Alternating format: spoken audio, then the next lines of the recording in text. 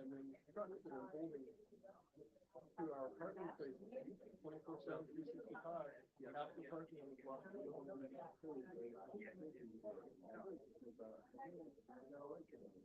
Oh, they're electrified, hard walls, heaters. Looks all right. We can't tell with, you start though, but. FDNY, propane, like, I forgot which Asian guy, Gone, G-O-N-G. Yeah. Yeah, so, like, for example, I told him fine, you guys need to follow him, but he was all pissed off at one of the guys, Are you moving me, sir? I am moving you. Okay. All right. Sir, welcome. Congratulations. I mean, you guys, like, I know the. How are you, brother? But you just follow sometime, right? Yeah. Oh, okay. We're gonna start. Are we only missing Alexa? What, Jamie on there? Ring is there. So, yeah, No. right there, please, Right go with behind it. us. We need you in the front. How are you? Congratulations. Good, how are you? Thanks. Congratulations. Thank you. Yes, thank you. Um, Hello,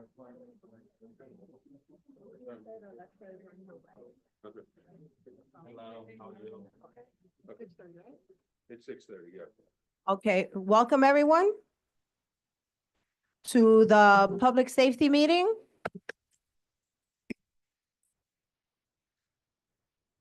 Quiet, please. Yeah. The Public Safety Committee is hosting this meeting today, January 29th, to discuss one item only on the agenda, which is a discussion on vendor activity and public safety on Fifth and Eighth Avenue. After Jeremy takes attendance, I will go over the flow of the day, as well as discuss the format of what we will do today. Bienvenidos a la reunión del el comité. Hoy vamos a hablar sobre las actividades de los vendedores en la Quinta y la Octava Avenida.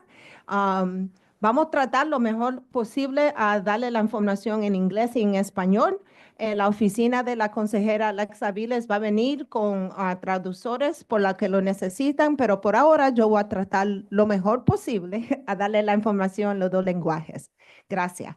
Jeremy va a coger ahora marcar quién aquí está presente de la Junta y entonces vamos a empezar. Jeremy. Good evening, everybody. Board members, when I call your name, please just respond. If you are joining us on Zoom, make sure to unmute yourself, respond, and then mute yourself again. Let's start with Cynthia Jeffers. Present. Thank you. Jerry Chan. Present. Thank you. Joan Body. Thank you. Kin Fung. Hector Gonzalez. Moshe Hecht. Barbara Lee. Roberto Martinez. Kamalak Ramos. Thank you. Sam Sierra. Thank you. Kalina Sorma. Jiming Wu.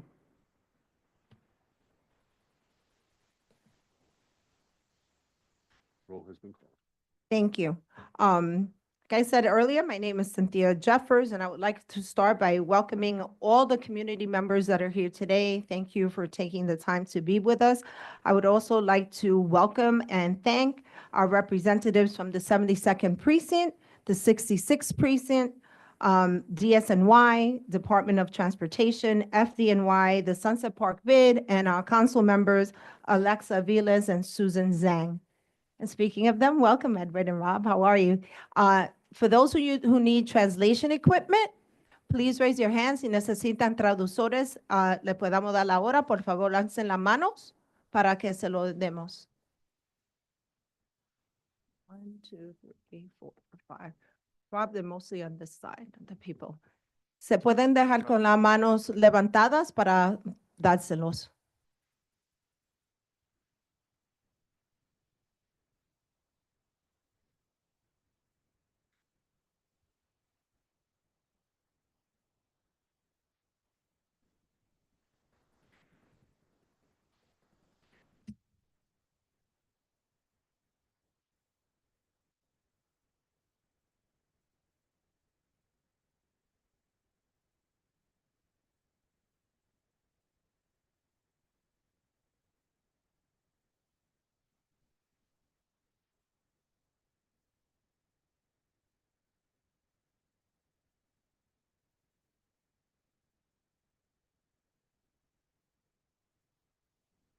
Okay, while the translators are being given, I am just going to briefly outline the structure of the meeting today, as well as go over some meeting norms to ensure that we have a respectful and productive dialogue. Lo que estamos esperando, yo voy a decirle cómo vamos a hacer de la reunión esta noche para que todo el mundo pueda tener sus voces y para que nosotros podamos hablar como una comunidad. So we are here today because we have heard many concerns about vendor activity and public safety in our community, in particularly along Fifth Avenue and Eighth Avenue. And we want to foster a collaborative approach among all the stakeholders that are here today so that we could have some actionable solutions. The meeting will take place today in the following format, which is a little different from our regular public safety meetings. So first, we are going to have each agency, they're going to do a very short panel presentation. I will be asking them agency-specific questions that apply to their specific agency. Then we will have DSNY will be the final people that will speak, the last group to speak, as they are the people that are technically responsible and oversee vendor activity in New York City currently. Then we will open it up to community comments. You will have 2 minutes to comment. And from there, we will, and we do have a hard stop at 8 p.m. So we will be finishing by 8 p.m. We will have a follow-up meeting. We also have, in case you do not want to ask a question publicly, we do have these sheets of paper that we will hand out where you're welcome to list any concerns that you don't feel comfortable sharing in a public forum or that we may not have the time to address today. So lo que vamos a hacer es que cada persona va a hablar un poquito de su agencia, lo que ellos hacen. Entonces vamos a darle la oportunidad para ustedes que tengan preguntas. Vamos a tener 2 minutos por persona para que tengan preguntas. Si no quieren preguntar aquí o si no están cómodos, vamos a pasarle este papel también. Usted puede escribir. Cuando esté hablando, puede hablar en inglés o en español. No importa el lenguaje que usted hable. Eso es bien importante para decirle a todo el mundo. Okay, so we are going to begin the meeting and we're going to start with our NYPD representatives. I would like to give a warm welcome to our new commanding officer of the 72nd Precinct and welcome our neighbors of the 66th Precinct. Come on up. So for those of you who aren't familiar, Sunset Park and our community board has 2 precincts. We have the 72nd Precinct, which everyone is very familiar with, but on 8th Avenue, it is split in 2. Half of 8th Avenue is under the jurisdiction of the 72nd. So if you live in the even side, correct? You are under the 72nd Street, 72nd Precinct. If you live across the street, you are under the 66th. So that's why we invited both of them here today. We would like to thank them. So I'm going to give them 1 minute to briefly introduce themselves, and then I will commence with the questions. So los 2 precintos están aquí, el 72 y el 66. El 72 es de Sunset Park por aquí, pero el 66 es de la 8ª Avenida. Y ellos van a hablar 1 minuto sobre lo que ellos hacen en nombre de ellos. Y también le queremos dar las bienvenidas al capitán del 72, que es nuevo, and he has been here 3 days. About a week. About a week already. Welcome. Counting, no one's counting. Welcome, Captain. Thank you so much, Cynthia. Appreciate it. Hello, everyone. My name is Mo Vinyas, and I'm the new commanding officer of the 72nd Precinct. I'm speechless, you know, I really am. I'm really glad to be here. I'm super eager and excited to work alongside you guys all. We're all one community. You know, it's always been my motto. It's this uniform kind of like puts a little buffer in between us, but You know, I just want you to know I'm a regular person just like you. I have feelings, I have family, we all come from the same source. So we're all human beings and your concerns matter. And I appreciate this. I love this. I love seeing all the representatives, the stakeholders coming in, all for what? For a common cause, right? We want to find the middle ground and we want to address our issues. And I love how for those who are a little embarrassed about a public forum, that you get that piece of paper to voice your concerns, because just like the 72nd precinct, every precinct I ever worked in, you guys are our ears and our eyes. If it's important to you, it must be important to us. And we all have our city partners here, DSNY, FD, and it's all one, right? Everyone coming together to find a common solution, to find the issue and fix it. And we're gonna get better and better. So Captain, Deputy Inspector Suarez, big shoes to fill. She was a pillar in this community. And I just want you all guys to know that whether it's 8th Avenue, of course, there's a little divide, right? Whether it's precinct geographical, it doesn't matter. We're all partners in this. The 6th Precinct Commanding Officer, Captain Harate, he's a good friend of mine. So you guys don't worry about the divide along 8th Avenue. If there's a crime, if there's a condition, whether you address it to them, he's going to punt it over to me, and vice versa. We're going to do it. But the bottom line is, it's an issue to you, it's an issue to us. So I only have a minute. I want to talk a little longer. Maybe you guys could catch me on some comments. All right, thank you. Don't worry, we have lots of public safety meetings and general board meetings. You'll be back, brother. And then I have questions for both of you. Just a short introduction, Detective. Howdy, I'm Detective William Robinson, 6th Precinct Community Affairs. I'm here on behalf of Captain Kenneth Harate. He couldn't attend this morning, well, this evening, because he was actually in work very, very early. But I'm here just, you know, to do the calibration and whatnot and bring back whatever message we got to bring back. But as Captain Yasin said, they have a very good relationship. So what happens in the 7-2 happens in the 6-6, and not even just us, but we have the 6-8 to 6-2. So everybody is together. So whatever the issues are, we will definitely address them.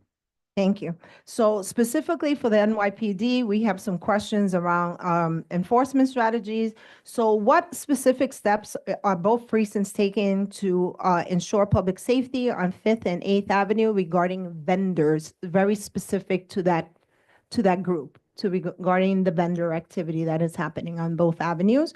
Are there additional officers or patrols being allocated to address concerns for the community, as well as any coordinated sweeps of the community, of the two avenues with other agencies? And either one of you can answer.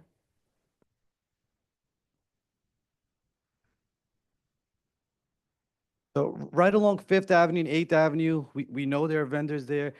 A lot of them don't have, not a lot of them, we don't know which ones have their license. But the bottom line is, if it's a concern to the community, it's a concern to us, you got to let us know what's going on. And whatever the issue is, we're going to address it. And how do we address it? You can't do it alone. It's a collective efficacy issue. So it's not going to be just the police department. We want to hear from the community, and we want to coordinate with our partners. And we want to get legal there. We want to get sanitation there. We want to get the police department there, the fire department. We want to go there collectively. It's called a march operation, but it's a city operation. So we all go there and we'll address the issue. But yeah, there's many vendors, right? There's a lot of businesses along 5th and 8th Avenue. It's big, but yeah, whatever it is, we're here to hear your concern and address it. Has there been extra officers allocated to address this issue?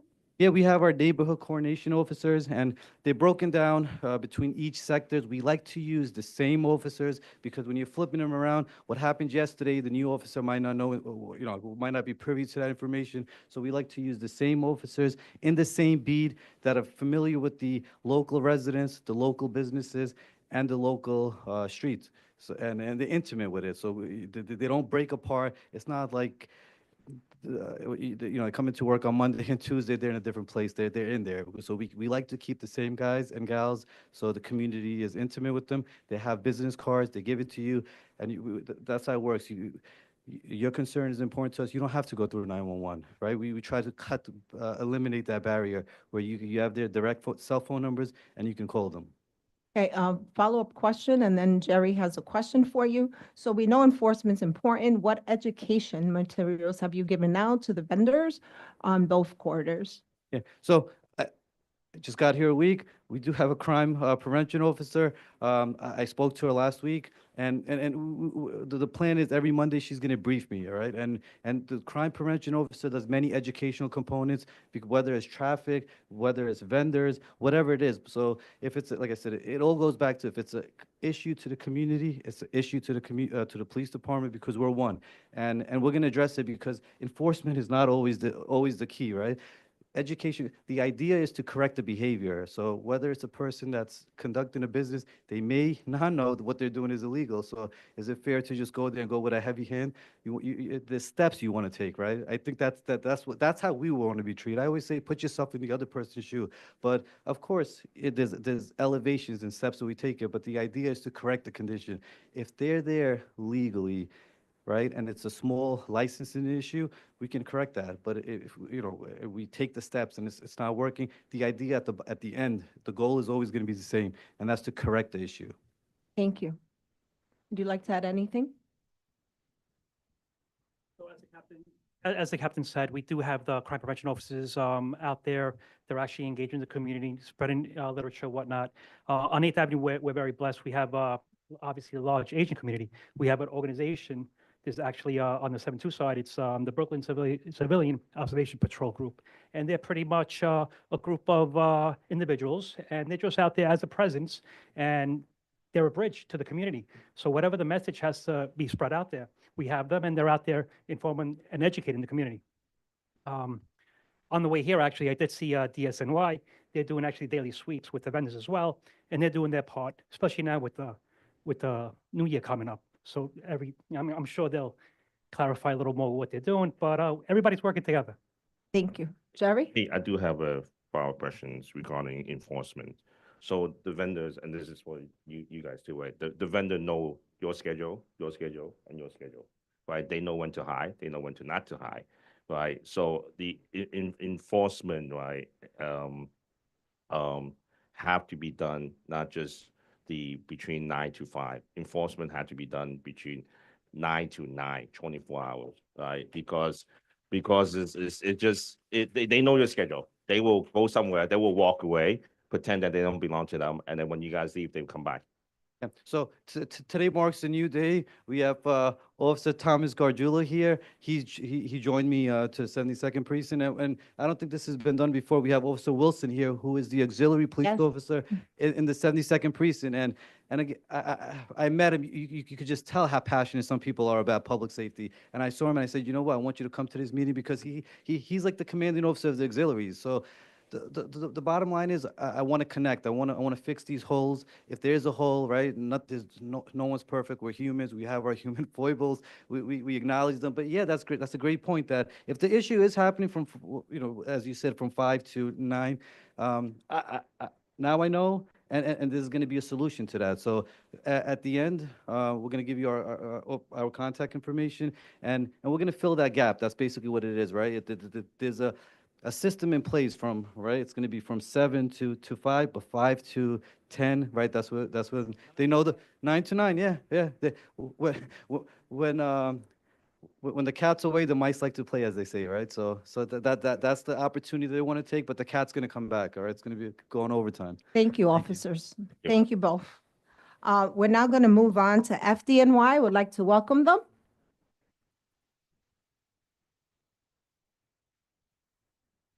So FDNY has been a great partner. We actually had some educational courses with them here. We had CPR and the hands-on, and they also participate in many educational places. They are here today because there have been a lot of concerns about the use of propane tanks and the safety regarding that. So I'm going to give him a minute to introduce himself. Then I'm going to ask 2 specific questions, and then we'll go on. First of all, thank you guys very much for having us here tonight. We really appreciate the community outreach. My name is Joe Rogers. I am the Chief Fire Inspector for the FDNY presently. Let me just give you a little background of FDNY. FDNY, people that you see probably 95% of the time are the red trucks and the ambulances. Those are only 2 bureaus within what makes up the fire department. We have the Bureau of Communications, which are the dispatchers who send us wherever we need to go. We have the Bureau of Fire Investigation, which are fire marshals who go out and investigate the fires after they occur. And then you have the Bureau of Fire Prevention. A lot of people don't realize the Bureau of Fire Prevention are all peace officers. We are sworn dutied officers. We have enforcement capability right down to arrest powers. Our job, 340 some odd uniform members at this point, are to go out within 26 specialty units to cover all of New York City. We do from sprinkler standpipes to regulating your permits for your air conditioning units and your buildings. And then you have specialized units within those units like mine. I oversee the customer service center, which is who you're going to be contacting when you have a complaint and you need us to respond. And I oversee the special inspections unit, which is a unit that is tasked with certain details like this, March programs with the NYPD. I'm attached to Community Link. I'm attached to a bunch of different programs along the line, Health Department for the food vendors and the carts that you see out there. So we'll definitely put our effort into working out here. We work with Community Link along 3rd Avenue, cleaning up all the mobile homes and trailers over the last couple of years. And that's kind of what we do. What a lot of people don't realize that is FDNY does have a policing force, right? So it's not just the fire trucks and ambulances. We do have our enforcement end. And unfortunately, when you do get to meet us, it's not always the greatest things. Hopefully it's a great time, but 90% of the time it's sometimes violations are issued.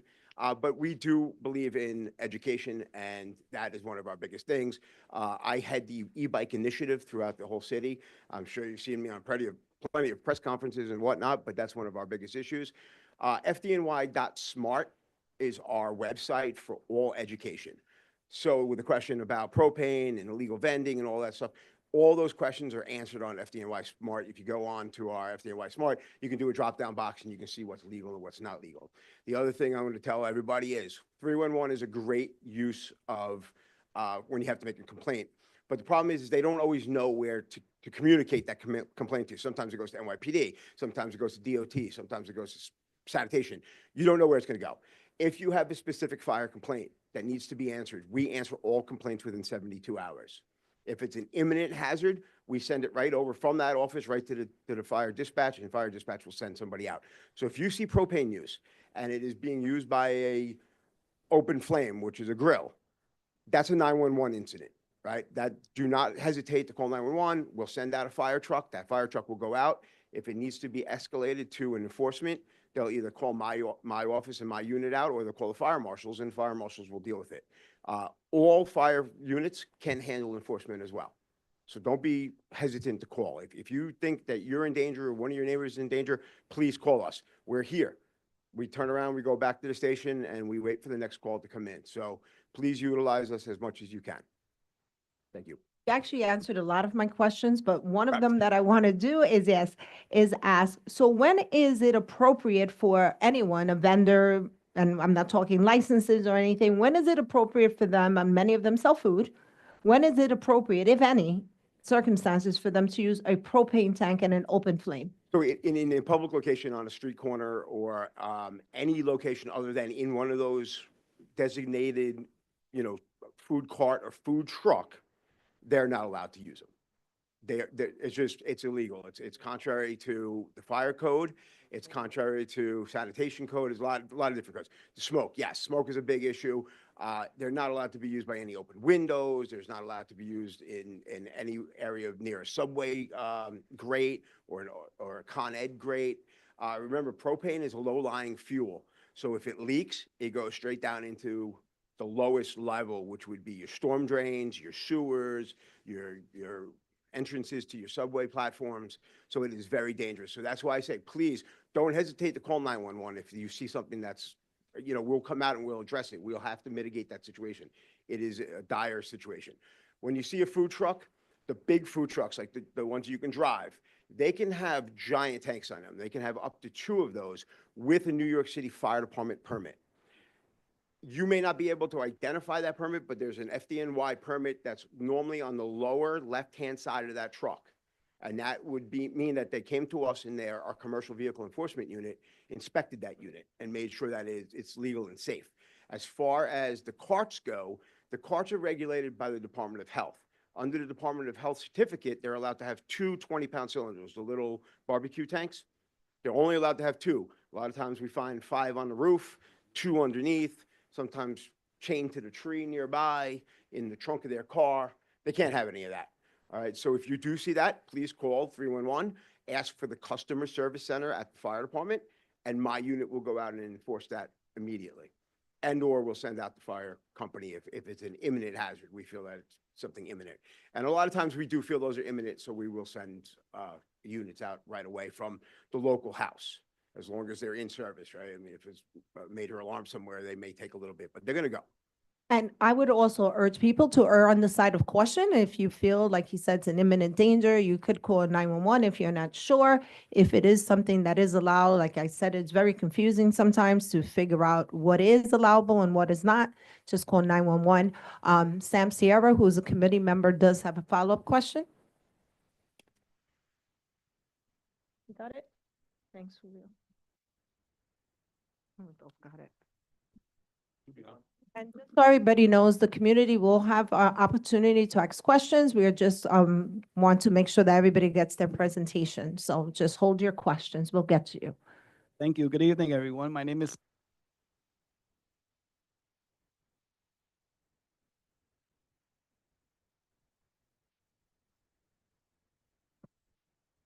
Use that one. Drop the Well, mics in. Thank you for the presentation. I wanted to ask a question with regard to propane tanks and public safety that wasn't quite discussed. There have been at least 2 occasions, and it's pertaining to the storage of the propane tanks. There have been 2 incidents, at least, on Fifth Avenue, where it's been found a van with multiple units of multiple propane tanks in it. We see that as a big safety problem. That's, in our opinion, like one big bomb. And so could you elaborate perhaps on like the storage aspect of the propane tank? Absolutely. Thank you once So again. that Thank falls you, under, Sam. I'm sorry, that falls under the Department of Transportation's Article 49 CFR. So they are allowed to move a certain amount of cylinders inside of a van for commerce.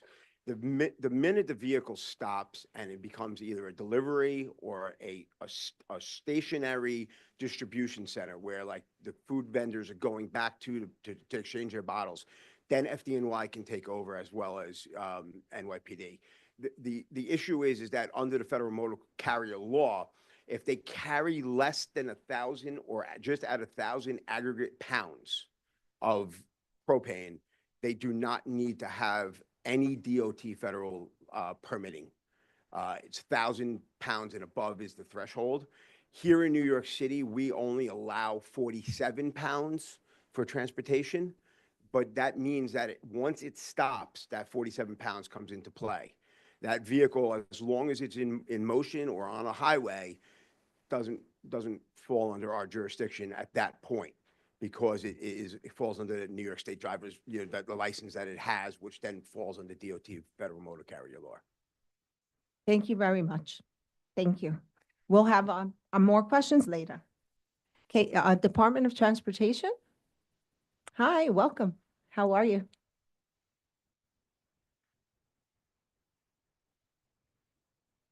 Hi, good evening. My name is Emily Riquelme. I'm at the New York City Department of Transportation at the Brooklyn Borough Commissioner's Office.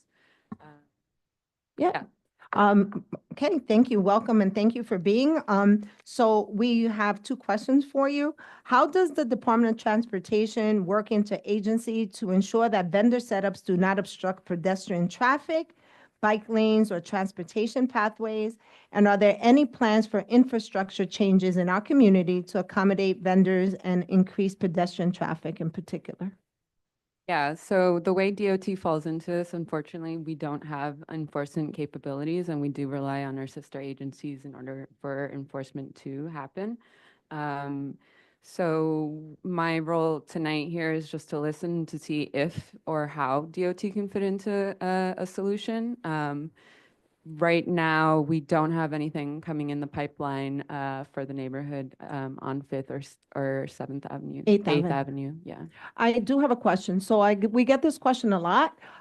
So a vendor has a truck, a food truck, let's say, and they park on 5th Avenue, which is metered parking, for example. If I were to park my car and technically speaking, in 2 hours, I have to move my car because it's 2 hours, let's say, limited parking. Sometimes vendor trucks, food trucks, we get this often, are parked there overnight or parked all day. So they'll park at 9 a.m. when the parking starts and they don't leave until, let's say, 2 a.m. So are they required to pay meters? Do they get tickets for that? What is the rules regarding permanently having a food truck in a street?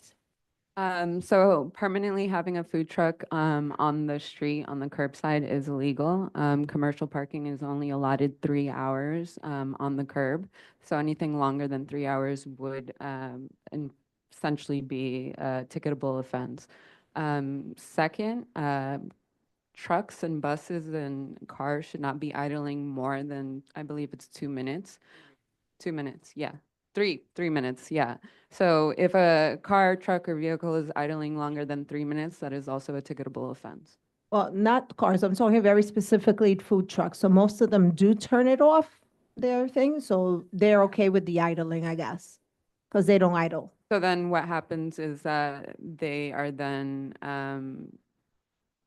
they're a commercial vehicle essentially, so they shouldn't be there longer than 3 hours. Yes, I do have a question. I'm drawing blank. That thing I keep telling you to replace the flap.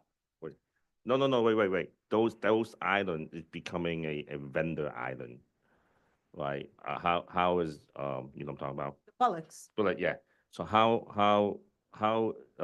what can DOT do, right, to prevent vendors setting up shops in those areas? So yeah, we get this question a lot. Can we employ bollards in order to prevent vendors from setting up shop on the sidewalks? Unfortunately, that is not something that is in our purview. Bollards are more so for places where that is deemed more so for like a threat of public safety or terrorism issues. So that's not something that we employ or would employ on 8th or 5th Avenue. Okay, so regarding the vendors that set up on the sidewalks and obstruct pedestrian traffic, is that something that they would call 311? Does it get routed to you? I know you said you have no enforcement. So I'm walking on the street. Happens very often. They'll have obstruction, and we have had people with disabilities who are not able to go because it narrows, obviously, the walkway. So does that go to DOT or does that get sent to another agency? So again, because DOT does not have enforcement capabilities, that does get sent to our sister agencies. I believe it's either at DSNY or I believe NYPD. I do want to note that the sidewalk needs to have at minimum 5 feet of clearance as per the ADA, which is the American Disability Act. Yeah. So that's from the curb to the store, correct? Yeah, from the storefront to the curb line needs to have at least 5 feet minimum for ADA accessibilities. And if there is obstruction of that, then that is something that you should call 311, or you can also send me an email and I can help get you in contact with the correct people. Appreciate it. Okay, so we're going to move on. We have our Sunset Park bid. We have our executive director and former board member, David Estrada here. I would like to thank David for sending me. He did compile. He took the time today to compile a list of current. We will be respectful. Thank you. We will have I'm sorry, I apologize, David, for that. And I want to remind everybody of the decorum at the meeting. We're going to be respectful and listen to everybody's voice in a respectful manner. Thank you. I would like to once again thank David publicly this afternoon before I came to the meeting. He compiled for us, and we will share it as a follow-up to the meeting, a heat map of all the 311 complaints that have occurred in our community board, and he did include all of 8th Avenue, even though 8th Avenue falls under Community Board 10. It was very helpful because I was able to see on a map where are the common places where we're getting complaints from, because they're coming from very specific locations in the community. So they're not all over the place. They're very, very specific.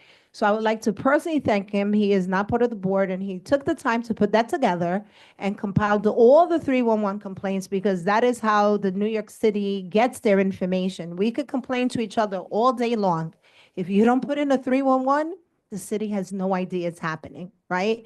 So I want to thank him for that, and also for last year arranging a 311 walk with community members along Councilmember Avilas's office, where I took part of it, where we actually did walk along Fifth Avenue, and we got educated from the 311 folks on how to properly put in a 311, because sometimes we think we put in a 311, and guess what? We did it completely wrong. So David, before you come up here and speak, I wanted to thank you for that. So David? I am David Estrada. I'm the director of the Fifth Avenue BID.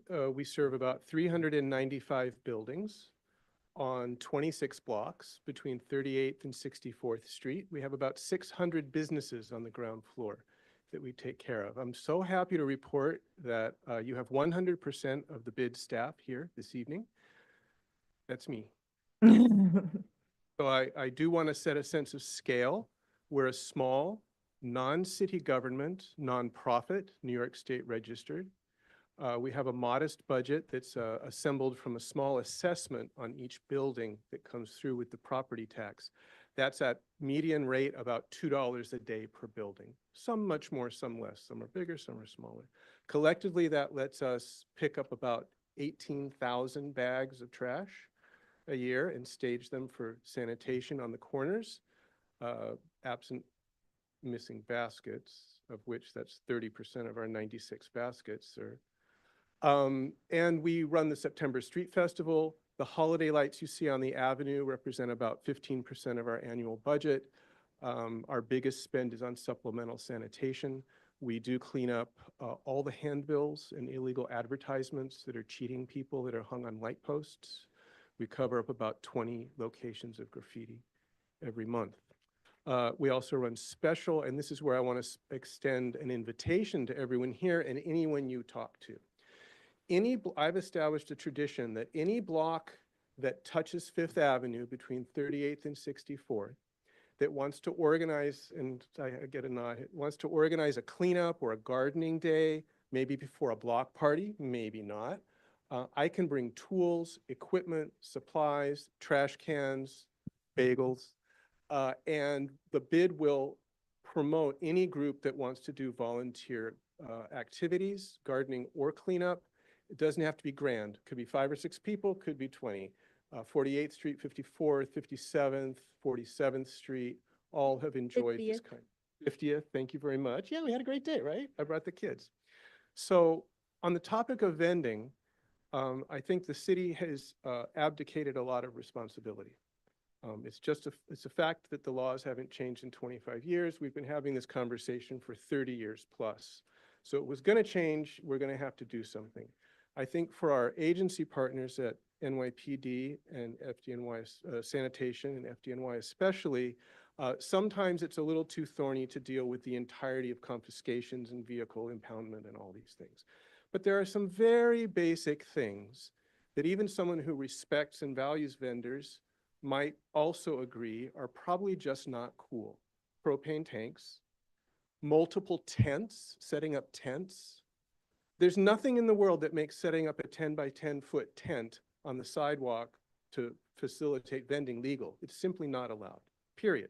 Doesn't matter if you have a permit, not permit, it's not criminality, it's just public common decency.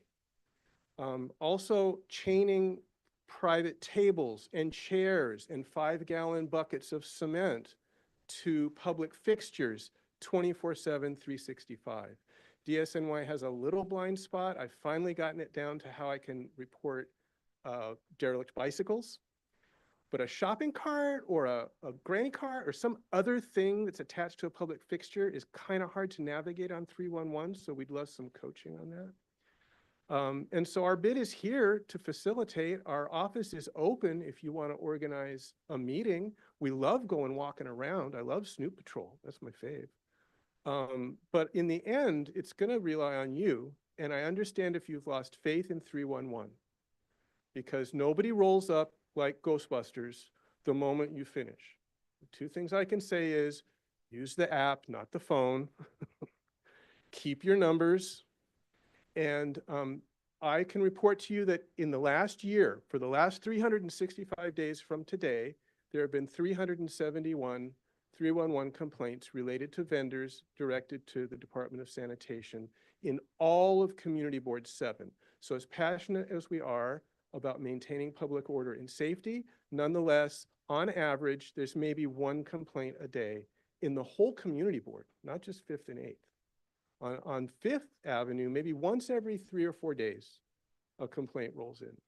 So you are silencing your voice.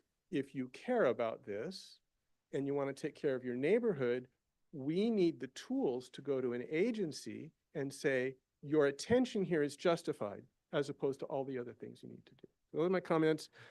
Do you have a Yep. question? I have two questions for you, David. So the first question, how is the bid working to support store owners in creating a safe commercial corridor? Some of our store owners have not been, how should I say this, good neighbors? And they have extended way beyond the 5 feet rule that was spoken of earlier. So what is some of the things that the bid is working on to support these store owners so that they're educated on knowing this is not the right thing to do? And are there any bid-sponsored initiatives to address the vendor activities? Yes and yes. Okay, Line regulation is DCWP, but ClearPath often falls to NYPD or DSNY. Again, if you report a ClearPath violation and there isn't 5 feet to pass, like probably someone's not going to roll up with lights blaring, right? So this has to be a pattern that's established. I love the stores on Fifth Avenue. I work for them. I work for the building. Anyone who is a store leaseholder, a building owner, or a resident on Fifth Avenue in the area I mentioned is a member of the bid, period, end of story. There's nothing special other to do. So we have some bad actors, particularly at 49th and 58th Street. Nobody needs education there. I'm sorry, the 17th time you've told someone something, it's kind of obvious that it's really, really rude and disrespectful to our elders and our children and people trying to get to the hospital.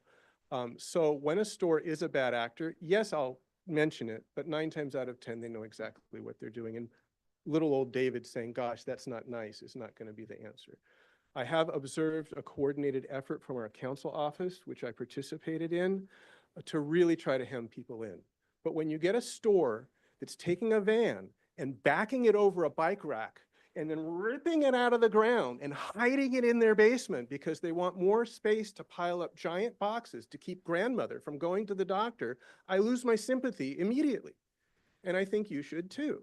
So there's just a question here about fairness, common decency, and equity, and just getting along together. We're a community that can get along, but we're going to have to do it together. So that's one. Second, the bid is highly involved, both through the New York City Bid Association and for my participation on the Mayor's Street Vendor Advisory Panel in the formulation of street vendor regulation reform, often making an accommodation to street vendors for unreasonable rules. Like you don't have to have all your accounting books in your cart at all times. That's not fair. Okay, give a little. But sadly, the city has not quite figured out what it wants to do in terms of legislation for managing all kinds of private for-profit commerce in public shared space. That's what we're talking about. Trucks, blanket vendors, food vendors, wandering vendors, merchandise vendors, permitted vendors, and particularly unpermitted vendors. On Fifth Avenue, I'd estimate we have 5 vendors who have permits. The 3 guys in front of Rite Aid and maybe one other. Now, these are delicate times, and not having a permit doesn't mean you're not part of this community. But being part of this community means you don't put up 5 tables. It means you don't put up 2 tents. It means you don't build hard walls of lucite and have table service and a beverage desk across the way, right? So give, take. We can do this. I have faith, but so we're on the Street Vendor Advisory Panel. I'm co-chair of the Bid Association Working Group, which is convening this week.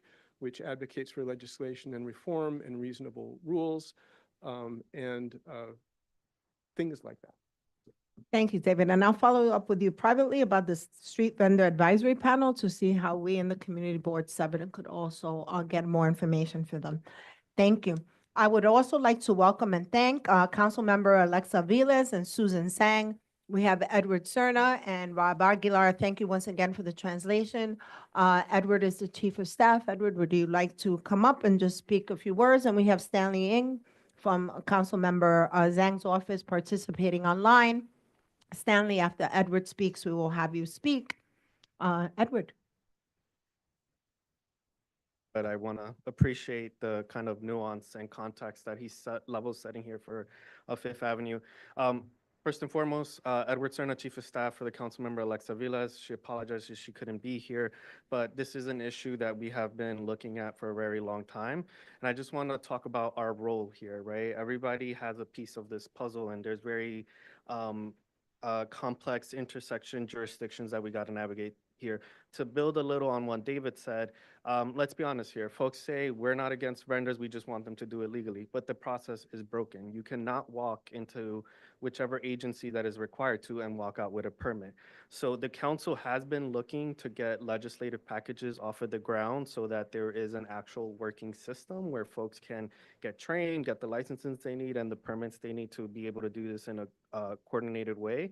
But we just have not seen those efforts move forward. And also the previous council, which again, David, I'm sure was like involved in at the time, did push really hard to increase that permit number. And I think to date, not all of them have been issued. So again, we want to just say that we are living in some very difficult times. People are trying to make ends meet. The number one issue, and many of you have heard me say this month after month, the number one issue in our office is housing insecurity. People cannot afford to pay their rents. And so some of them turn to vending in order to meet those needs and meet their obligations. And so, you know, when we have this conversation, we need to ground these policies in a human person first approach, because with the times we're living in, are we setting up someone to be in the criminal justice system can then lead them into other efforts that are happening on the national level? You know, we don't know, but we certainly don't want to do it. We want to approach this again from a very human perspective. And so that doesn't also, you know, absolve us of our role. As David said, if you see a specific place, a condition, and you submit the 311 complaint, forward it to our office, we will forward it to our agencies. And often we talk about it's all over the avenue. Unfortunately, that's not how it works. If you look at the maps on the city, when we have budget discussions of which neighborhoods gets funded, which ones don't, and we see cuts in sanitation services and the rest, they look at this data to inform those decisions. And if Sunset Park and the rest of the neighborhoods that are covered by the board, our council district extends further than this board, and we don't see those 311 tickets, it makes a hard case for us to secure those resources. So again, our door is always open to a conversation. We have met with many of you on both sides, both on the business side and on the vendor side. And we're just trying to do, you know, right by everyone, because we understand, again, we are human beings at the end of the day. We are all one community. We're just trying to make it in the greatest city in the world, honestly. So I'll leave it at that. I'll be here through the end of the meeting, and thank you very much. Don't go far because I'm going to have a question for you. Stanley? We're going to unmute you. Can you hear me? Yes, we can. Good evening, everybody. Councilmember Susan Swan wanted to come on tonight, but unfortunately, it is the Lunar New Year Eve, and she has to be with families, okay? So she cannot be on this. She gave me a list of instructions to talk to you about. My name is Stanley Ng. I am the office manager for Councilmember Susan Swan. And the first thing we want to tell everybody is that Happy Lunar New Year for our Asian people out there. Second thing, this issue with 8th Avenue with the vendors been an issue for us since we started office, which was exactly 1 year ago. We've been working with the 62nd, with the 66th and the 72nd for the past year on this issue, and the SNY. I'd like to take this opportunity to thank them for their help during this time. the first thing we have to tell everybody is that safety, sidewalk, and pedestrian safety is very important. 8th Avenue has become a point where some of us cannot even walk, and I'm there, I know. The other thing I want to mention is that since July 1st of 2024, Councilmember Susan Swan have dedicated, earmarked over $200,000 to the 8th CBO to clean our streets.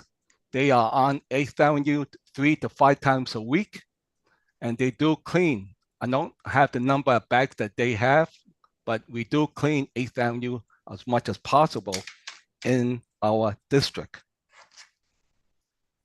I believe we also spoken to the small business agency of New York City, and I'm hope they're here today.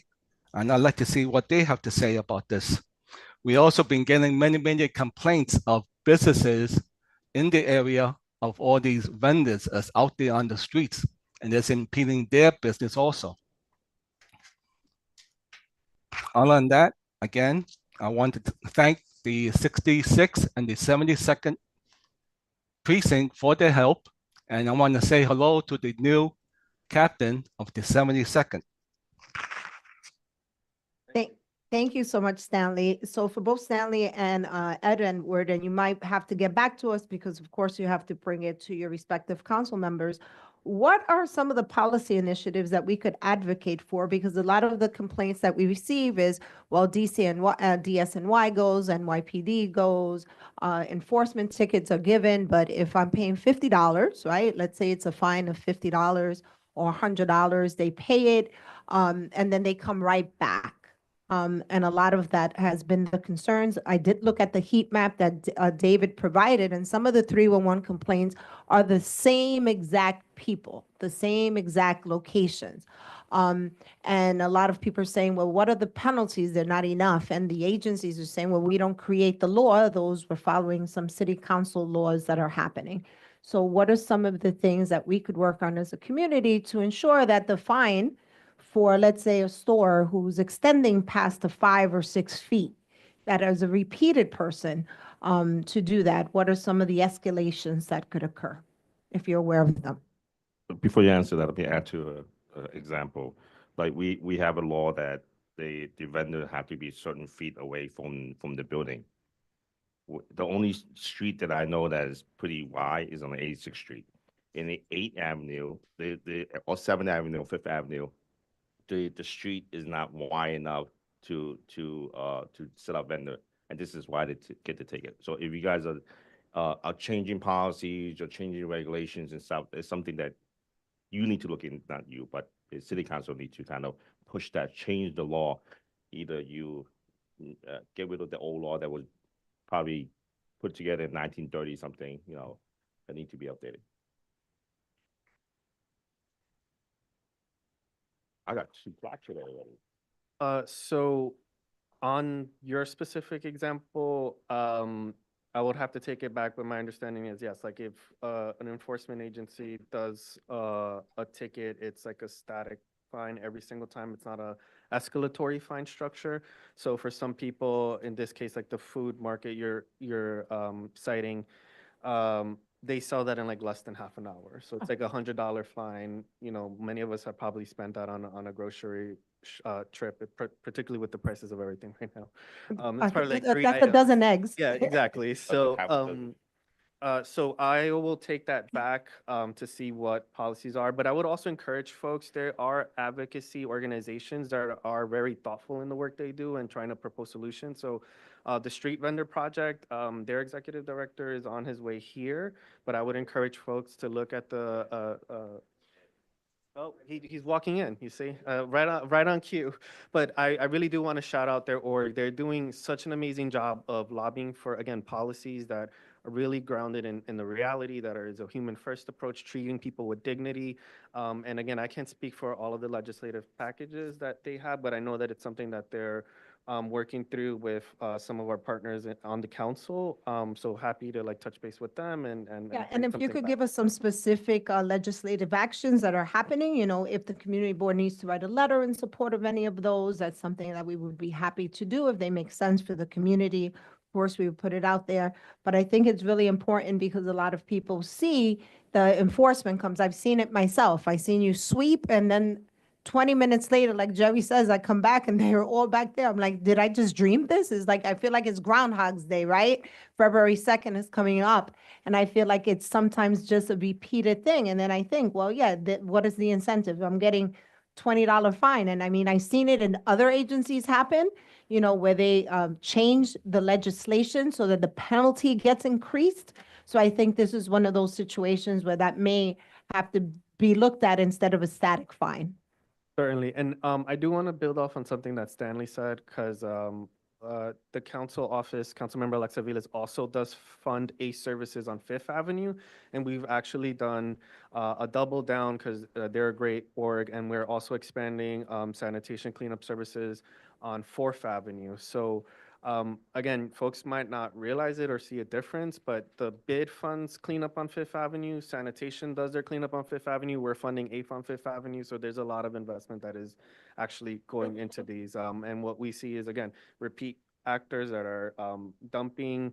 We see a lot of those conditions. So if you see those 311 and again, bring it up to our office and. Right, and I want to emphasize what Edward said earlier. The city does gather data about what are the city's needs, the number of police officers that are needed, the number of DSNY trucks that are needed, the garbage pickup. It's done by 311 calls. David said, and quite alarming number when I read it today, 371. I expected 5,000 complaints based on the complaints we get along at the community board and that are expressed at the community council meetings.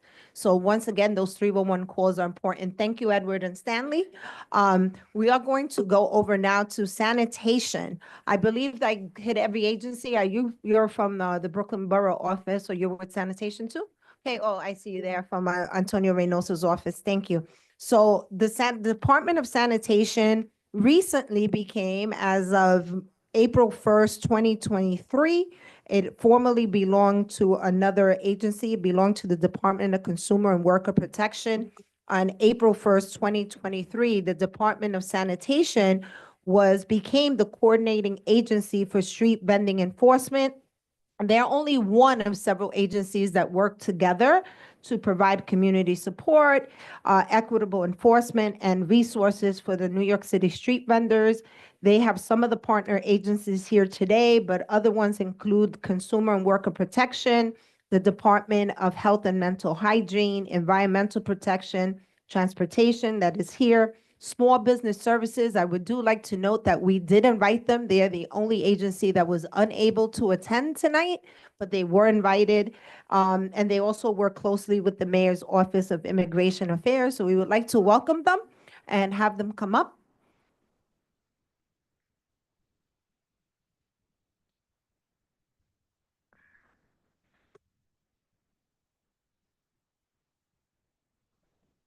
Evening, everyone. My name is Stephen Caruso. I am the superintendent for our Bureau of Community Affairs, along with Assistant Commissioner Bubemi Okotioro, Assistant Commissioner for Intergovernmental Community Affairs as well. I see a lot of familiar faces in the room here tonight. We're the group of folks that deal with all the elected officials, the community boards, the community groups. I like to say all the time that we're the good guys. We're out there to work with the community and try and really resolve issues. So thank you very much for inviting us to be here. And it's just nice to see how well attended this meeting is. A lot of times we don't see this many participants at committee meetings in particular. So before I get into answering any questions, I do want to emphasize a point that some of my colleagues have made, and that's, so we don't necessarily go out and enforce just for the sake of enforcing, especially when it comes to vending. We work off of complaints and service requests. So if there are any particular locations that you would like for us to come out and visit, you should call 311 to place a service request. You should contact some of the colleagues that you see here, the community board. They have a direct line to us to inform us that there's an issue and you want us to go on out there and address it. Not just with vending, but with all sanitation-related complaints and other complaints, I'm sure, for the other agencies. If we don't necessarily know that there's a problem taking place, then how can we resolve it, right? So, Yes, but no, you could say hello too, sir. You don't have to be there in the corner. Say hello, your name, and I know he introduced you, but welcome. Just a full disclosure, my name is Bubemi Okotiero. I've known this guy here since I was year high. Ah. Of course, nice to see you again, sir. Yeah, that's true. And it was really a hippie those days, so I can actually, no, let me keep my mouth shut about it. Like my colleague said earlier, my name is Bubemi Okotiero. I'm the Assistant Commissioner at DSNY. Part of my responsibility for intergovernmental affairs has a lot to do with the vendor enforcement piece, which of course I've had several meetings with you via Teams, of course, Jerry and others, and I have had a chance to speak on this issue. Just very quickly, as of 2023, when the Office of State Vendor Enforcement was moved to DSNY, we were charged with trying to enforce existing rules as it is, right? And those rules, they are what they are. Let's leave it at that. So our responsibility really is enforcement. But like Steve said earlier, we do not enforce for enforcement's sake. It's very important I keep saying that. We are very much compliance driven. What does that mean? It simply means, in a nutshell, that if you're in compliance, something you kind of touched upon when you were speaking earlier, why build a tent, if I may use that term as an example, right? On a sidewalk, it doesn't make sense. So if you are not compliant with the rules as is written, our officers will engage with you. First, we educate you. We come out, talk to you about it, explain to you what it is. And then we'll leave. We'll do some posting, and then we'll go about our business. Understand, folks, that we are responsible for the entire city of New York, right? That's the job, right? So therefore, the team that we have working for us are spread all across the city of New York. It is based primarily on those complaints that we get. If you do not call the 311 or call Jeremy and harass him and others about this issue, of course, I'm not going to know about it. We do not go patrolling for vendors. We don't do that. We do not do that. We'll only react when we get those calls. We come out, we educate first, at least 2 or 3 times. We kind of let you know, hey, don't do this. Move away. Should you choose not to, and we'll come back a 4th time as an example, and we see you there, then of course we then enforce the laws as it is. For instance, in this area, I can actually share with you guys some stats. Oh, Lord have mercy. There we go. They won't let me rest now. Yeah. So, as of by 25, we did 84 visits in this area. How many? 84. 84. Yeah. 651 inspections was done in this area. 420 summonses was issued. 168 impoundment or confiscation of items were done. During that period of time, we donated over 40,800 pounds of food was donated to the food pantries in the neighborhood, right? So we're here quite a bit. Actually, on the 13th of this month, I think the council member's office had reached out about an issue on 5th Avenue, I believe it was. That's on 49th Street. Yes. And we did, we came out. We were out there, we did the work. So that's an ongoing thing for us. We are not interested in trying to chase people down, but please just comply with whatever the rules are. Now, I must add this. Illegal vending is illegal vending, right? I don't really care who you are. If you're illegally vending, there are rules, there are rules. It's not a criminal offense, the last I checked, unless something has changed, right? We give summonses for that, you pay for it, and then you call it a day. However, areas where it's an issue of much more violent issue, of course, PD gets involved in that. We don't really arrest people. We don't. So just as a nutshell, I think I'll stop there. I'll wait for questions. I'm sure there's quite a few coming, so I'll wait for that. Okay, I think you did answer one of the questions, which was how do you prioritize enforcement actions across the city? Obviously, they're based on your complaints, folks. So once again, I'm going to beat a dead horse. If you don't call 311, if you don't speak up, if you just speak to your neighbor, como gossiping and bonchinchando about what's happening, but you don't pick up the phone to call 311, nothing is going to occur. So it's very important that you do that. Jeremy and the community board is very accessible, as are both community city council folks. Both of them have done coordinated sweeps. Lexa Vilas's office and Susan Zhang's office have both done that. So if you don't feel comfortable calling 311, call 311 anyway. They could walk you through that and forward the complaint. Edward said, if you forward it to us, we could follow up. You know, and a lot of us, I think David said it earlier, have lost faith in 311 because you call and a minute later it says ticket closed and you're like, wait, I was outside, nobody came by, right? Sometimes things are happening behind the scenes that we may not be aware of. And I know I have called the council member's office, and David actually, when I went on the 311 training, showed me how to look it up to see what happened with that. But I myself have had that. And I was like, how could they close it in a minute? I just put this in. So it's important that you continue to do 311. So that was that. So what specific enforcement actions does your office, does DCNY take when street vendors are in violation of a vending law? So we spoke a lot about, okay, you do the education. So you go out and give a ticket.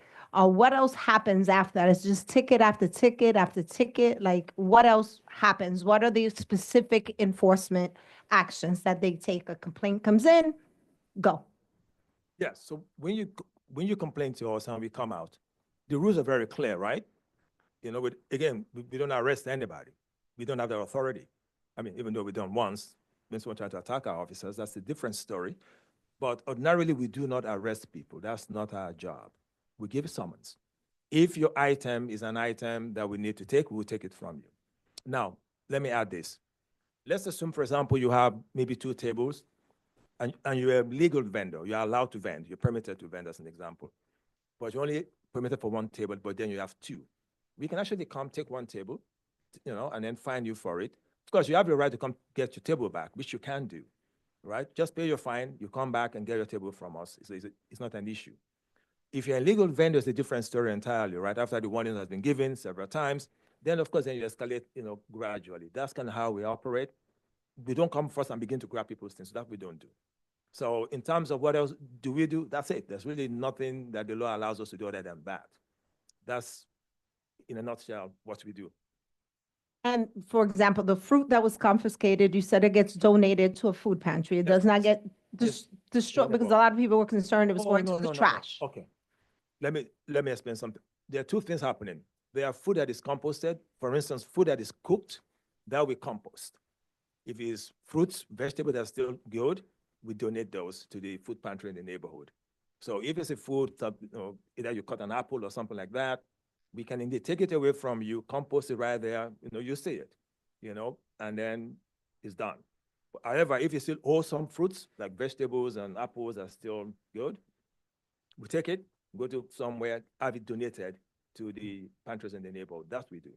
Okay, and then my last question, and FDNY said a little bit about it. So when they said that they give a placard or a sticker to someone who went to the training for propane safety, is there anything that I don't know if the person has a permit? You know, I want to buy a delicious taco, I want to buy something. What is it that I, as a consumer, should look for in terms of safety to consume what I have? Is there, I see some trucks that have a letter grade, I see some that don't, I see some that have a permit number, I see some that don't. Is there something that we should be looking for that distinguishes, and I'm not going to say the word illegal, permitted versus non-permitted vendors? But I would answer that question this way. For food, for food items, as an example, we do not, as you know, we don't issue any permits or licenses at my agency. That's not our stuff. Health does that. So when our officers show up and they notice there's an A letter or B, whatever the letter is, they have a way of actually verifying, you know, through their system in their hands, that this person there indeed is permitted or legal to be vending, right? So as a consumer, I guess the health department, what of you should be, you know, should. So those are things, all of them should have that, correct? So they do get, like restaurants, it's food, because there was some confusion about that. And then I had a question. So what is the biggest challenge you face when you're enforcing these street vending laws? And how do you make them equitable? I know that's a loaded question. You don't enforce it. Well, okay, let me just say it as a joke. He is my biggest problem. I'm just messing with you, Mohammed. He's a good guy. I do enjoy, getting on his case at times, but good man. I think there's a lot of misunderstanding of our role and of our responsibilities. We are not here to be honest, to actually get on people's cases over. We get it. Folks have to do what they have to do. However, there are rules on the table, and I'm going to quote him for 1 second. The last time he and I had a conversation, and I chose not to answer his question because I have to be very careful what I say as well. What he was asking me, you kind of touched upon it earlier in your conversation about ensuring that you are operating within the rules as it is. See, I'm not going to come to you if I didn't get a complaint about you. I will not even come near you. I will only show up when there's a complaint. As to the extent that folks, do what they have to do, we're not going to show up. But it is when you have an issue, it is when the community complains about you, then of course you see us, like anything else, right? For instance, on 8th Avenue is a major challenge that we're there almost every day, as I'm sure Jerry knows. He knows. The last time you talked to me a year ago, and you don't want to talk, Oh, come on, Jerry. And I also want to make sure that we're not saying it's just vendors. There's a lot of businesses too that are part of the issue. So it's not just vendors, someone that has a truck outside, someone that's doing that. Some of this is vendors too, and they also do vendor enforcements. The particularly enforcements that I've seen them do are strictly businesses. They were businesses that were extending way beyond the 5 feet rule. And they were doing the stoop line violation. So those are the ones in particular that I was saying. So I just want to be clear that DSNY does both. It's not just the vendors. Yes, we do both. Actually, one of the ones we did not long ago was about that in this area, actually. And it's an ongoing thing for us. Jerry is teasing me because it's true. Of course, I still love talking to you. It's just that I kind of got caught up. The challenge is enormous, but it's our job, right, to try our best to be everywhere, as much as we can be everywhere. So, but again, we're here. Just reach out to us. We'll do our best to respond as quickly as we can. Yep, I have to say that your enforcement team, a lot of them, I see them, I get to know them over the last year because the assistant commissioners don't want to talk to me, I get to talk to them, right? A lot of them are very courtesy because of the language barrier. They try to explain. You try to, right? Right, but sometimes they have to do their job because of the compliance that they have to do. But I would say sometimes for the people too. Of course. Yes. So thank you both. I want to first of all give a big round of applause for all our participants, and thank you, the audience, for being patient with us as we go through this. We are now going to open it up for questions. So I ask, if you have a question, there are some rules to it. You have to say your name. You have to give us your name, and you can ask your question. I did get some in writing. Jorge, do you want to come up? Jorge Munoz, do you want to come up, or do you come on up? This is a good question. And you have 2 minutes.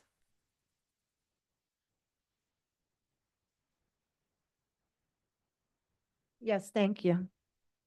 Everyone, Jorge Muñiz Reyes. I live here in Sunset Park, lived here most of my life. And I think like a lot of you, I'm here because I want to see solutions. Lived here in my neighborhood. I think we all walk on 5th and 8th Avenue. We see that our streets are vibrant because of our workers, our businesses, potential small businesses, the storefront businesses. And all of us want to see order. We don't want to see chaos on the streets. And up until now, I don't know about y'all, but most of what I've heard up here tonight is like, well, we've got the rules on the book. Let's just try to do better enforcement.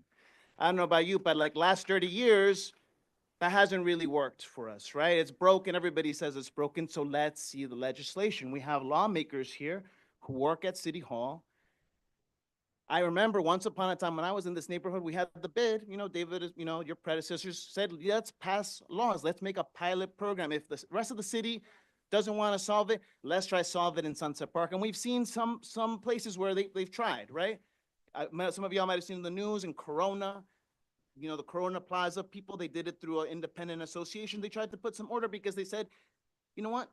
We don't want to see these empty, these public places. We do think it could enrich us, but it can't be disorganized. So I would say just what I would love to see this community and this community board do is advance a pilot program legislation. The old rules aren't working. It's ridiculous that people in Muhammad's organization have to wait, people like my mom, Mohammed, have to wait 30, 40 years to get a permit unless they happen to be a veteran or whatever kind of exceptions they put into the rules. People that want to work lawfully cannot do it, and the people that take advantage are a bunch of people that like aren't even from the neighborhood. Let's be honest, they're over there, they're not from the neighborhood. A piloted, structured program where maybe people from the neighborhood residents can get priority would make sense for 8th Avenue, 5th Avenue, and maybe if we did it this way, you know, maybe we wouldn't be choosing Chinese New Year, right, to do an event for, you know, talk about 8th Avenue. It's probably the worst day of the year to do it for them. So that's where I'm from, and hopefully our council members can get to work on that. Thank you. Thank you. Thank you. We're gonna call in order. Thank you. We're gonna call in order. Thank you. We're going to call in order. Thank you. Again, okay, we're not gonna just do it in writing. Ma'am, we're not gonna just shout out and everybody's gonna have an opportunity to speak.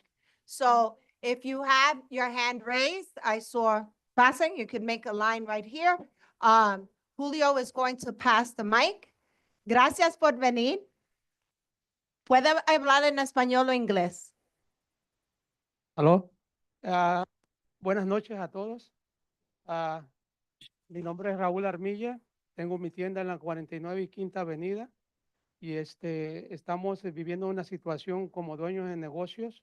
Este es el grupo de nosotros que tenemos negocios en la Quinta Avenida, que nos está afectando mucho a la gente que está viniendo más al barrio a vender cosas que vendemos nosotros.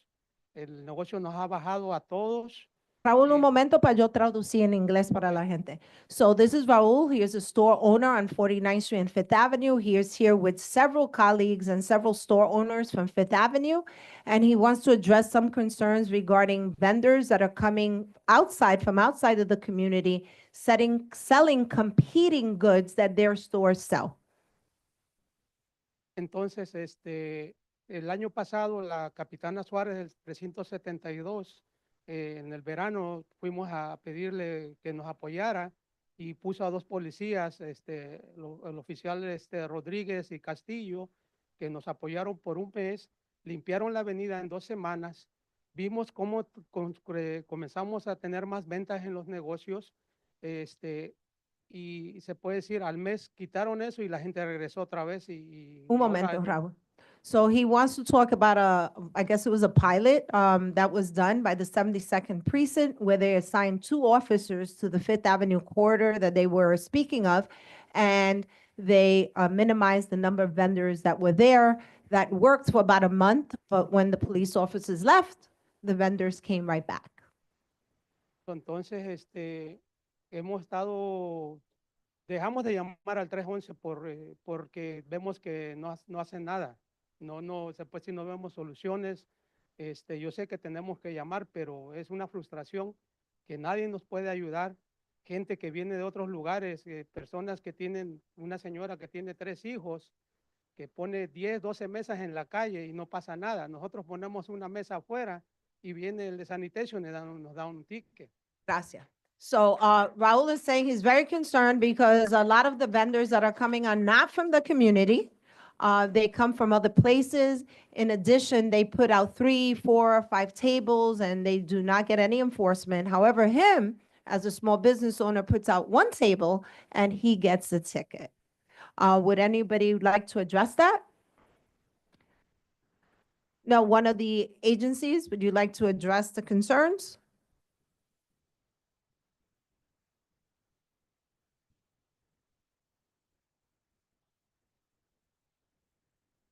I'm not really too sure that there's much I could add to it. Somebody before said it best, when the cat is away, the mice will play. So we do find that from time to time, whether it's a vendor or even a brick and mortar store that's not doing the right thing, we go there, we educate them. At times we issue a violation and then we move on and they'll bring their setup right back, or we'll go back out to the business the next day and it'll be dirty again. For some folks, it's just the cost of doing business.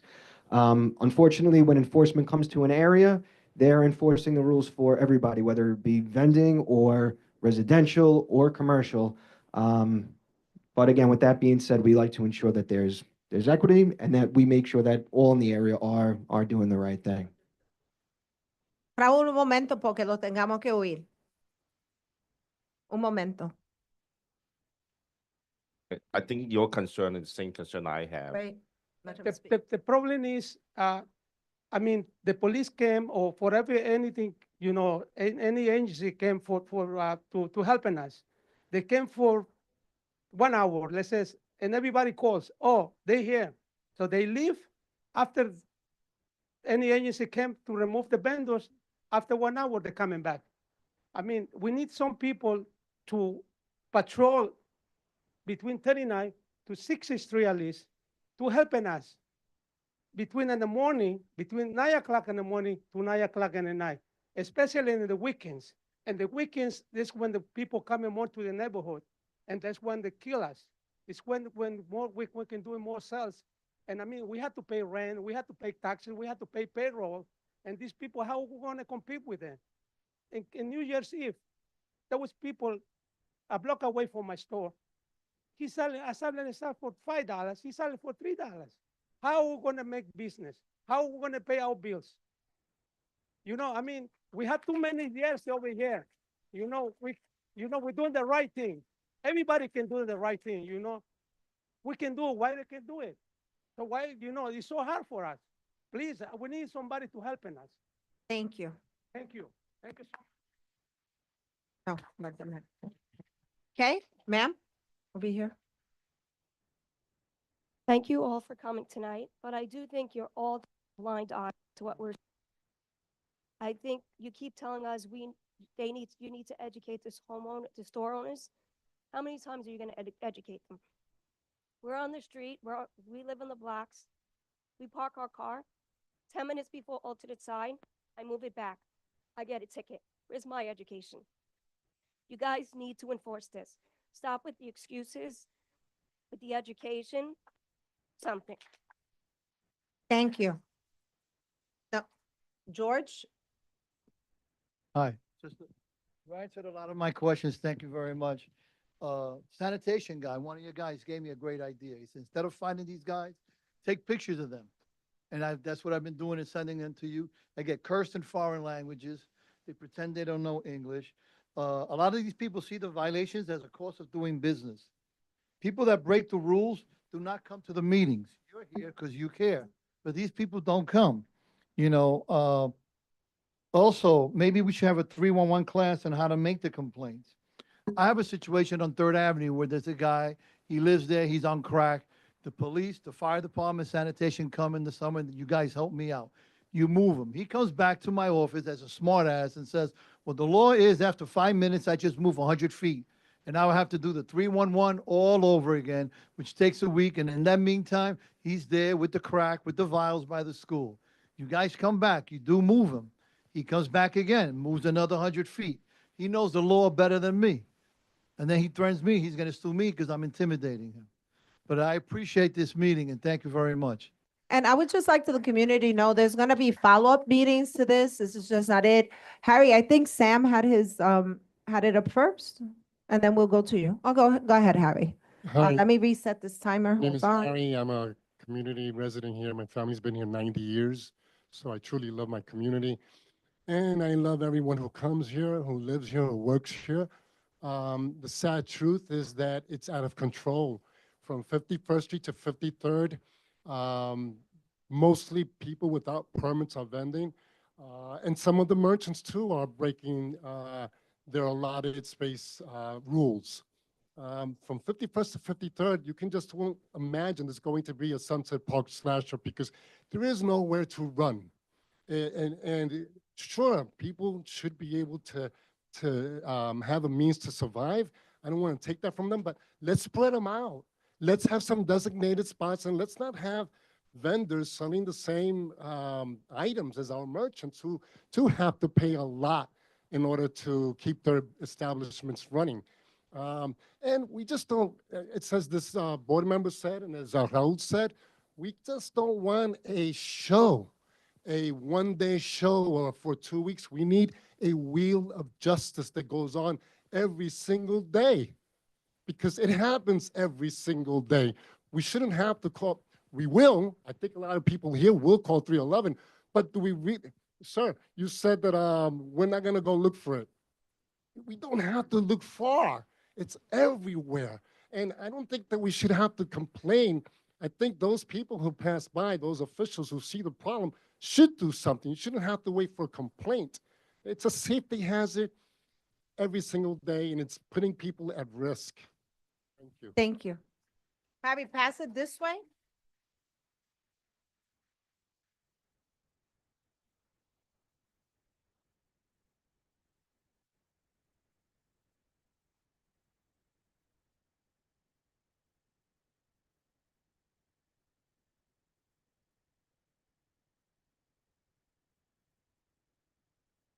Hurry up, just clock is talking. Oh. Yeah, yeah. Good evening. My name is Ling Yi. As my mother once worked as a street vendor, she had to work as a street vendor to support me when she lost the job at the garment factory. That said, I do agree there needs to be enforcement, but there needs to be competent enforcement. We need agencies not to go after the lowest hanging apples out of convenience. We need the agencies to go after the worst egregious offenders, and there needs to be a system that that punish the worst offenders and reward the honest people who are just making a living, whether they be a small business or street vendors that are abiding by the good rules. And we need our elected officials to communicate and follow up with the agencies to make sure that enforcement is competent. I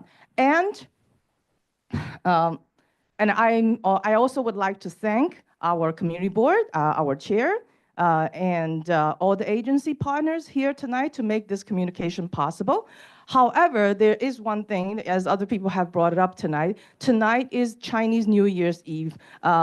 This is probably the worst night to have the other half of the stakeholder from the community to come here. And I'm glad to hear there's going to be follow-up meetings. And I hope the community board can have outreach to ensure the other stakeholders are here so we can do culturally competent outreach and let's get together to solve the solution. And Jerry, I'm looking at you because I know you're an expert. You've done a lot of this for the Asian community, but you and I and Stanley, the three of us alone, do not represent the community. We need the Chinese community here. Thank you.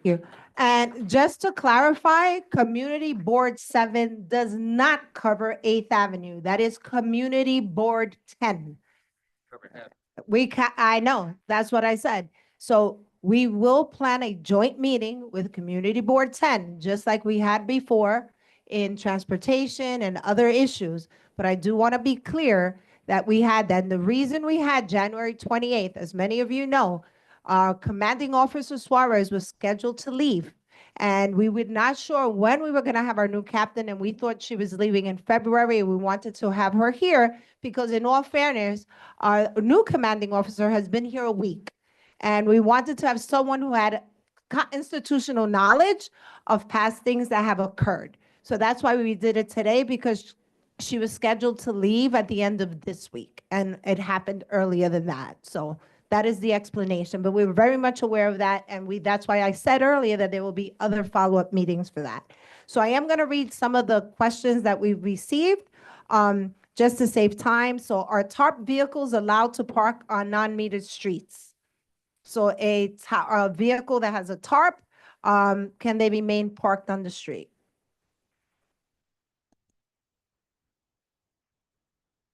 And this came from Viviana. I guess, DOT, Oh, is it? tarped. And I guess you mean covered? Yes. Yeah, I mean, if the I'm car, looking for you over there. if the car is tarped, you can park on street or you can park on a meter. I'm not sure. It depends if it's commercial or not. So if it's a personal vehicle that is tarped, that's fine.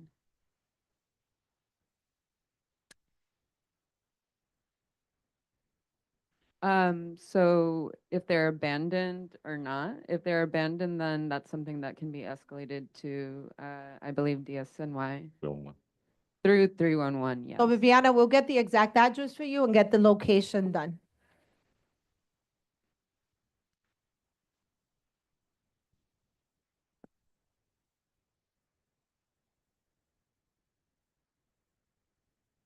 Viviana, I'm sorry to interrupt you, but I need a mic for you.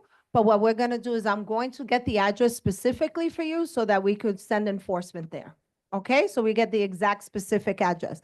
Okay, so we have quite a few questions, and I think it was answered earlier about more enforcement. It seems like there's a lot of information that's being given to the vendors, but more specific enforcement for the violations. And this is clarification. DSNY, earlier you said that vending violations are not criminal. However, this is not necessarily accurate. There's a criminal liability to most vending violations of the administrative code, such as vending without a license. Could that be classified as a misdemeanor? A statement. Thank you. Thank you very much for clarifying that.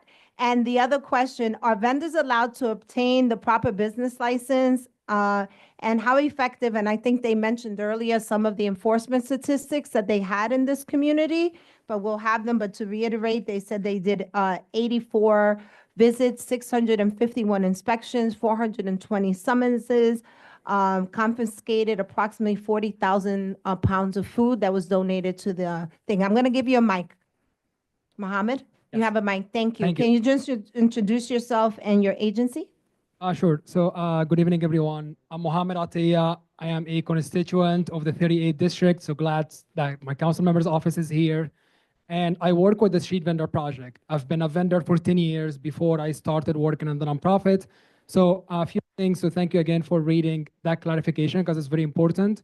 Another one I want to make is that there is no city agency that does outreach or education to street vendors, period.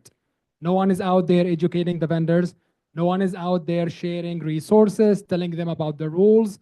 There is a 24-hour warning that DSNY gives without explaining to the vendors what they are in violation of.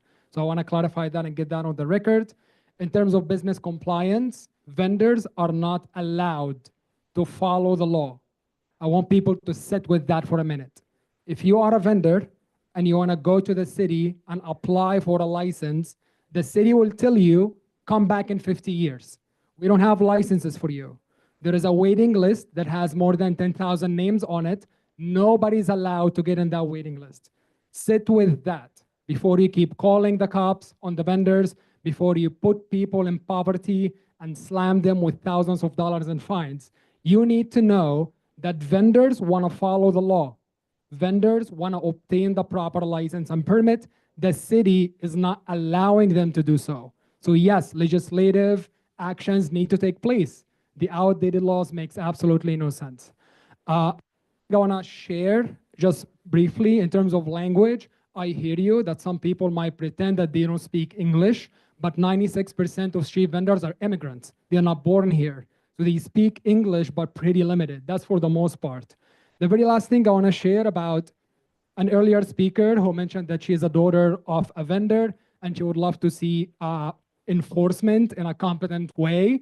A competent enforcement that is thorough 100% won't really get her family who raised her to make a living and put food on the table. I'm going to leave it at that. Thank you, Mohammed. And we'll follow up with you to get some resources that perhaps we could share after this meeting, some links to some things that we could share with the community. We have another who had their hand, Sam? Sam, I have the mic. And while Sam is coming up, I just want to reiterate again how to report businesses that sell clothing but sell food outside their business. So if you have a license, and this will be a question, I guess, for Small Business Bureau, but perhaps DSNY has. If I have a license to sell clothes, how could I sell food? I have to have a separate, you cannot, right? So I'm going to ask this person if you could give it back and give me the specific address for it so that we can make sure it's reported. Okay, so see me after. We put the specific address. We'll make sure they go there because it should match. Okay, Sam? Thank you. Once again, my name is Sam Sierra.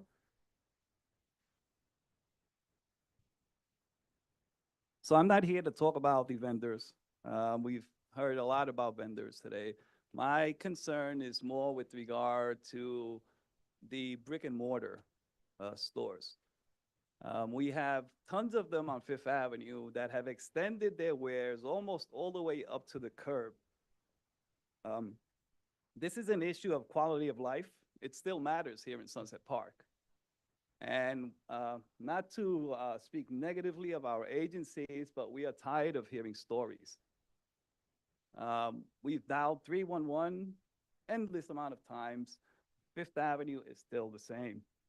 A basic fundamental of the city and or its agencies is that they have rules and regulations, or in our case, ordinances, right?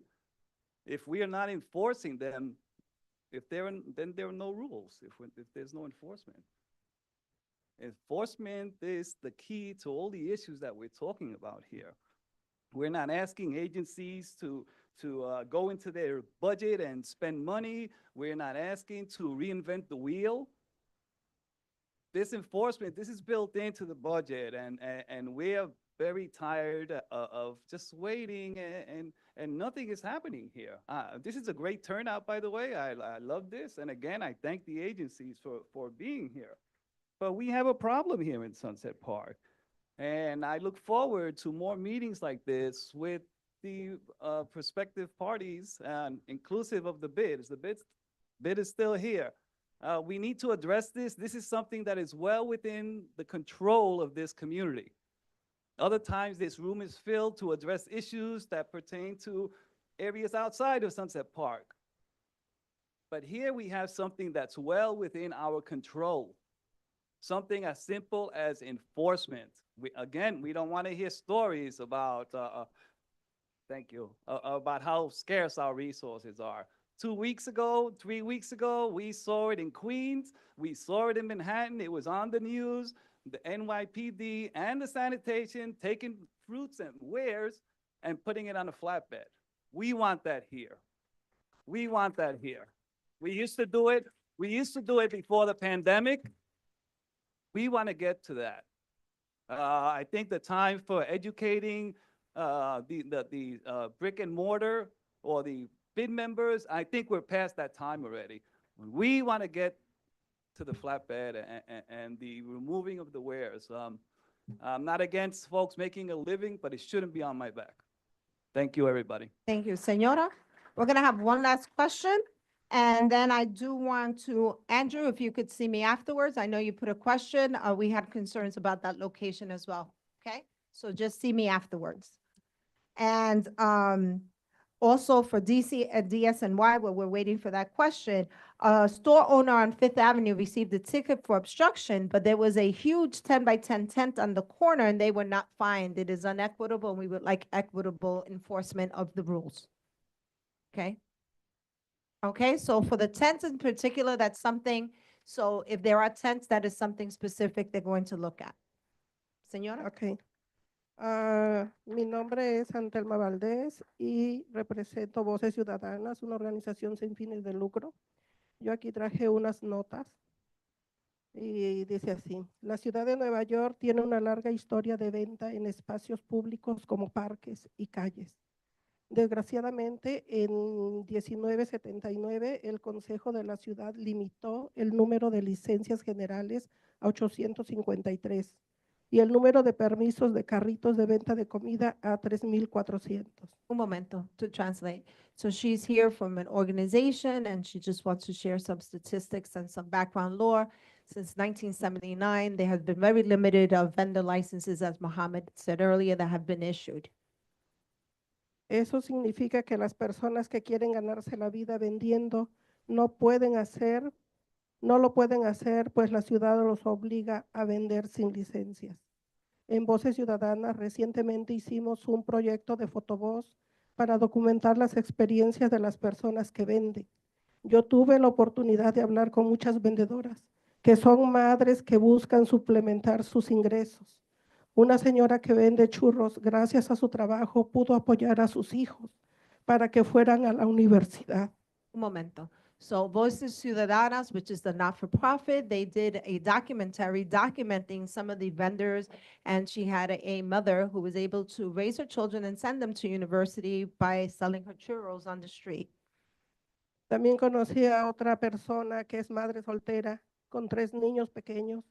Solo tiene 3 días de trabajo formal y los otros 2 días lo tiene que hacer vendiendo para completar su ingreso para el pago de sus rentas civiles. Actualmente hay una propuesta en el Consejo de la Ciudad, Intro.431, que busca incrementar el número de licencias para vendedores de comida y mercancía en general. Más que criminalizar a las personas emprendedoras, debemos buscar un cambio en las políticas locales para que se amplíe el número de permisos y licencias. Momento. So she said that instead of criminalizing this, the city council needs to change some of the laws so that those who want to vend properly and legally could do so instead of just reinforcing and letting people do this illegally. En un momento en que nuestra comunidad migrante está siendo atacada desde la Casa Blanca, es importante que los vendedores nos sintamos a salvo en nuestras propias comunidades. It's important that they also feel safe in the community. Otros datos que tengo, venta de mercancía en general. Para vender mercancía en general se necesita una licencia de venta general. En 1979 el Consejo de la Ciudad limitó el número de licencias. Ok, perdón. So, gracias. Muchas gracias. So I think what the takeaway from this is, and I'm just going to summarize, is that yes, there's a lot of illegal activities that are going on, both by vendors as well as owners of properties, and that the enforcement has to be increased, but it has to be equitable. And at the same hand, there has to be something twofold happening. The city council and the city of New York has to make better efforts to provide opportunities and instead of having roadblocks. But it doesn't negate the fact that this is a big issue in the community. Has become a big issue, and particularly with safety. My concerns have always been the use of the propane, the huge sidewalk tents that are put up that block and obstruct people from passing by, right? And that is just a public decency, as David said it earlier. And to continuously tell someone to take down a tent becomes frustrating. And that's the frustrating part that people have, because if I see it repeatedly, it shows me that it's not being taken care of. And we have many, many vendors who have been here many years and sell great merchandise, and they have that. And we have to open opportunities for people. I would also like to see an effort by the BID and the city council. We have many empty storefronts that are unaffordable for people because they have been blockages on getting businesses. So it is regrettable that Small Business Services is not here today, because they're the ones that would be able to provide more information on launching a business, getting more license out there, as well as the Department of Health and Mental Hygiene. But I do think that it's important that takeaway number one, who are you going to call if you see something? Okay. I heard a lot of issues here saying, can we have a 311 course? Yes, we will. I would ask Natasha and Jeremy to see if we could arrange that so that we could have a course. I'll speak with Edward as well to see if we could arrange that, to have a course on how to call 311, right? You would think it's something easy, but you see something, say something. YouTube, we could also, by the way, every single meeting we have is on YouTube. We have a YouTube channel. Thank you for pointing that out. We have a YouTube channel. We will also make sure it's multilingual and that we do provide it in different languages. So it is very important if you say something, if the DSNY doesn't know, and I know it's frustrating, trust me, I call 311 and I have my issues with them too. But if we don't call, they're not going to know. They're not going to take action. We also have to understand that, yes, Sunset Park and the neighboring community is important to us, and it's evident by all the people who are here.